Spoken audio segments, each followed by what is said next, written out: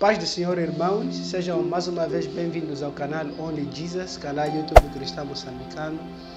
E hoje nós queremos compartilhar com vocês uma série que estamos aqui a produzir, a série da Semana Pascual, que vamos aqui mapear a Semana Pascual desde o evento de domingo, até domingo, da Semana Pascual, que compreende os eventos desde a entrada triunfal até a ressurreição de Jesus, para permitir nós termos um conhecimento aprofundado a respeito da Páscoa, percebermos de forma cronológica e sequenciada a Páscoa.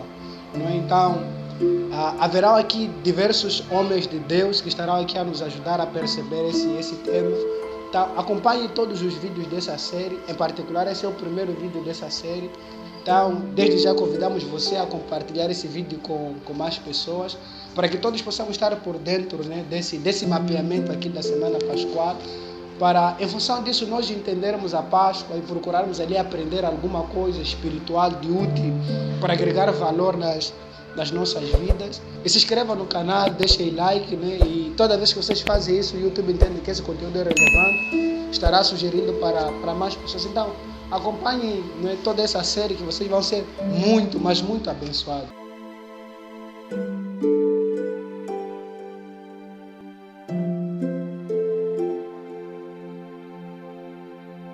A paz do Senhor, irmãos, daqui fala o Diácono Rema, e hoje nós estaremos a estudar com vocês, a Semana Pascual, focando no primeiro dia da Semana da Páscoa, que é o dia do domingo, o dia da entrada triunfal. E para nós podermos mergulhar nesse tópico, estaremos aqui a proceder com a leitura das Escrituras Sagradas, para podermos ter ali uma base bíblica, para podermos estudar, abordarmos a respeito disso. Passo a ler aqui Marcos capítulo 11, a começar do versículo 1 até 11, que fala aqui sobre a entrada triunfal. E também tem outros textos que corroboram essa mesma questão, que é de Mateus 21, 1 a 11, Lucas 19, 24 a 40, João 12, 12 a 19. Mas estaremos particularmente a olhar aqui o texto de Marcos, onde vai dizer assim as Sagradas Escrituras. E logo se aproximaram de Jerusalém, de Betfage e da Betânia, junto do Monte das Oliveiras. Enviou 2 dos seus discípulos e disse-lhes: Ide à aldeia que está defronte de vós, e logo que ali entrardes, encontrareis preso um jumentinho, sobre o qual ainda não montou homem algum. Soltai-o e trazei-mo. E se alguém vos disser: Por que fazei isto? Dizei que o Senhor precisa dele, e logo o deixará trazer aqui. E foram e encontraram o jumentinho que fora preso fora da porta, entre 2 caminhos, e o soltaram. E alguns dos que ali estavam lhes disseram: Que fazeis soltando o jumentinho? Eles, porém, responderam-lhes como Jesus lhes tinha mandado, e deixaram-nos ir. E levaram o jumentinho a Jesus, e o lançaram sobre ele as suas vestes, e assentou-se sobre ele. E muitos estendiam suas vestes pelo caminho, e outros cortavam os ramos das árvores e os espalhavam pelo caminho. E aqueles que iam adiante e os que seguiam clamavam, dizendo: Hosana, bendito ao que vem em nome do Senhor, bendito o reino do nosso pai Davi, que vem em nome do Senhor, Hosana nas alturas. E Jesus, entrando em Jerusalém, no templo, e tendo visto tudo em redor, como fosse já tarde, saiu para Betânia com os 12. Então esse texto aqui nos aborda a respeito desse evento, comumente conhecido como a entrada triunfal. E é assim como Jesus começa a Semana Pascual, é assim como se dá início a Semana Pascual, Jesus entrando de forma triunfal em Jerusalém. E alguns fatos aqui que precisamos perceber, é que essa entrada triunfal se dá exatamente em Jerusalém, conforme aqui os textos sagrados, E vamos tentar aqui extrair, alguns ensinamentos importantes para as nossas vidas, do que podemos, colher aqui desses eventos atrelados à entrada triunfal de Jesus em Jerusalém. Primeiro é que Jesus, quando entra em Jerusalém, ele não entra num cavalo, Cavalo que é um animal, não é? Que ele é sinônimo de poder e de autoridade. Então Jesus não entra nesse animal que expressa poder e autoridade, né? Que expressa supremacia. Jesus entra de forma triunfal em Jerusalém montado num jumentinho. E note, jumentinho emprestado que não era dele. Então, a gente vê Jesus entrando de forma humilde. É assim que se inicia a Semana Pascual. Jesus entrando de forma humilde. E aqui vale também nós notarmos que quando Jesus entra em Jerusalém, ele não está vestido, né, de roupas de linho, de púrpura, roupas caras. Jesus entra trajado de forma humilde, não é? Como sempre ele estava, né? O filho do carpinteiro. Jesus era simples. E a gente percebe Jesus entrando nessa simplicidade, E é tão interessante que, na perspectiva judaica, quanto às expectativas que eles tinham com relação ao Messias, não é? Eles observavam, não é, os textos antigos profetizados a respeito do Messias, não é? E eles conjecturavam expectativas contemplando o Messias vindo, não é? Não dessa forma. Eles contemplavam Jesus de poder. Na verdade, a expectativa que os judeus tinham com relação ao Messias, eles aguardavam um Messias político, alguém que viria com um poder bélico, alguém que viria com uma estrutura para poder romper, não é, com a opressão, não é, do Império Romano. Mas Deus, não é, quando traz ao Messias, ele não o traz, não é, dentro dessas expectativas. Ele traz Jesus, em algum momento, é como se fosse na contramão da expectativa dos judeus.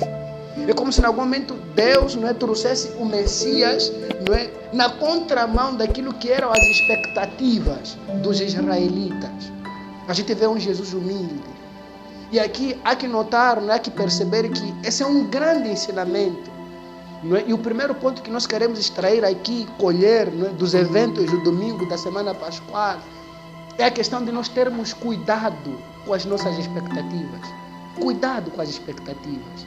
As expectativas, elas são boas, sim, mas em algum momento elas podem ser perigosas, em algum momento elas podem ser um perigo, em algum momento de nos fazer, não é, estar aquém daquilo que Deus está trazendo nas nossas vidas, por não ser de acordo com as nossas expectativas. Daí importa, de forma crucial, nós termos cuidado com as nossas expectativas, porque o Messias que veio não era o Messias que ele estava a visualizar. Então, certamente você deve ter expectativas, alguma coisa que você está a buscar da parte de Deus. Talvez seja um parceiro de um relacionamento, talvez seja, não é, algum trabalho, alguma oportunidade que você está a buscar.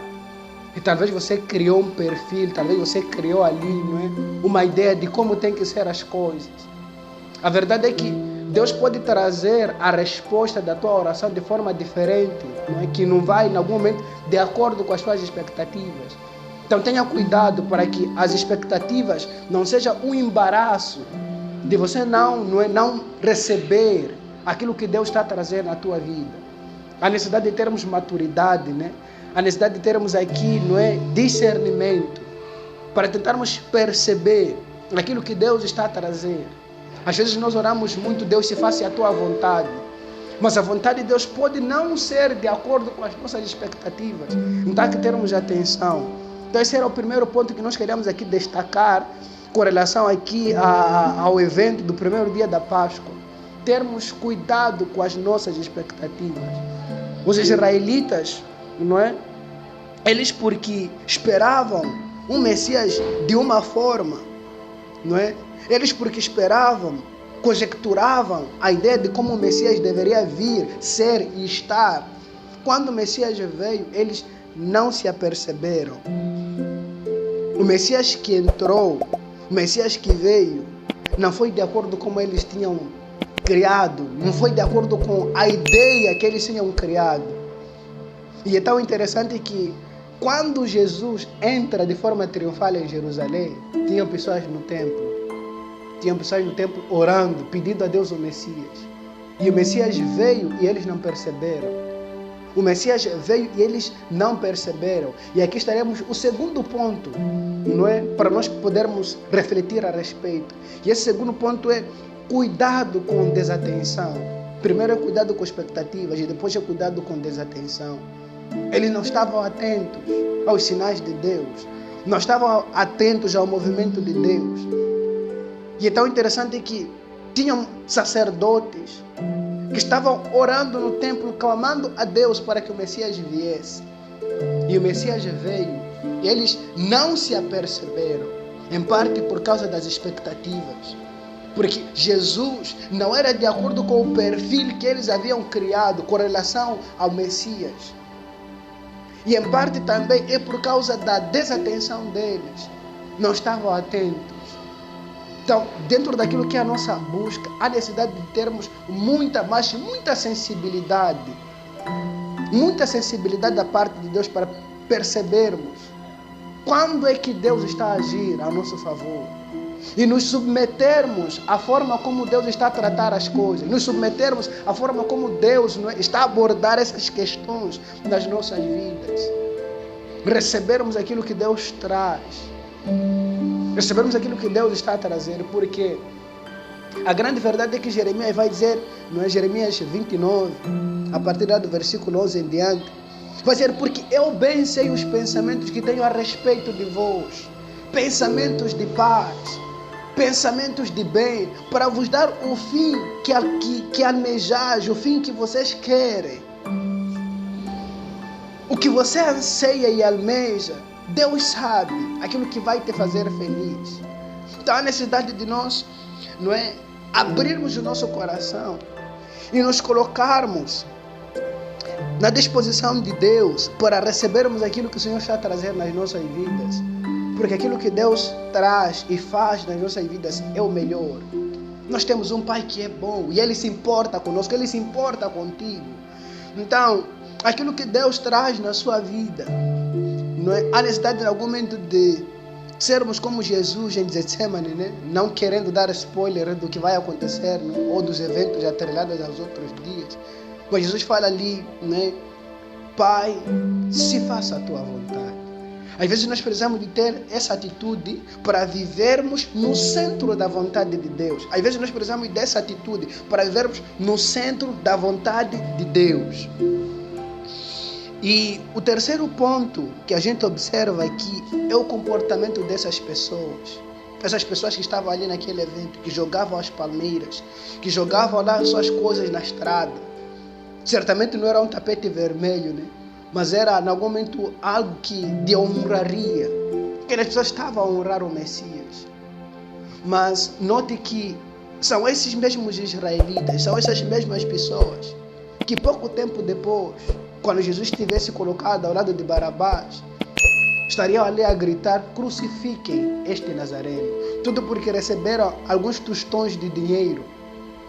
Então, essas pessoas que estavam aqui a clamar: Hosana ao filho de Davi, Hosana ao que vem em nome do Senhor, bendito aquele que vem em nome do Senhor, Hosana nas alturas, clamando a Jesus, enaltecendo a Jesus, glorificando a Jesus, porque receberam um tostão, não é? Porque receberam valores monetários, porque receberam dinheiro. São essas mesmas pessoas que negaram a Jesus e disseram: solte-nos Barabás e crucifiquem a Jesus o Nazareno. E aqui há necessidade de nós prestarmos atenção na hipocrisia. Cuidado com a hipocrisia. Esse é o terceiro ponto que nós queremos trazer aqui nessa meditação. Cuidado com a hipocrisia. Tenha muito cuidado com a hipocrisia. Eu invoco aqui o texto de Tito 1:16, que é um texto que eu particularmente ousaria chamar que esse é o texto que eu mais temo nas Sagradas Escrituras. É um texto que me aterroriza.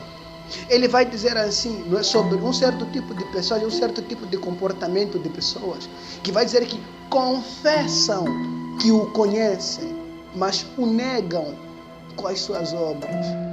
Confessam pela boca que conhecem a Deus, mas nas suas obras, nas suas atitudes, eles negam a Deus. Oxalá que você não seja uma dessas pessoas. Oxalá que eu não seja uma dessas pessoas. Oxalá que não sejamos Esse tipo de pessoas que confessam o Messias com a sua boca, mas o negam com suas atitudes. E esses israelitas aqui que clamavam, Hosana, filho de Davi, confessavam a Jesus como Salvador. Pouco tempo depois estavam a negar com suas atitudes. No momento de fazer valer a pena essa aceitação pública que eles fizeram, no momento de fazer valer a pena esse momento que eles estavam a aceitar a Jesus como Messias, como Salvador, esse momento em que eles fizeram essa confissão pública que não, este é o Messias, este é aquele que vem em nome do Senhor.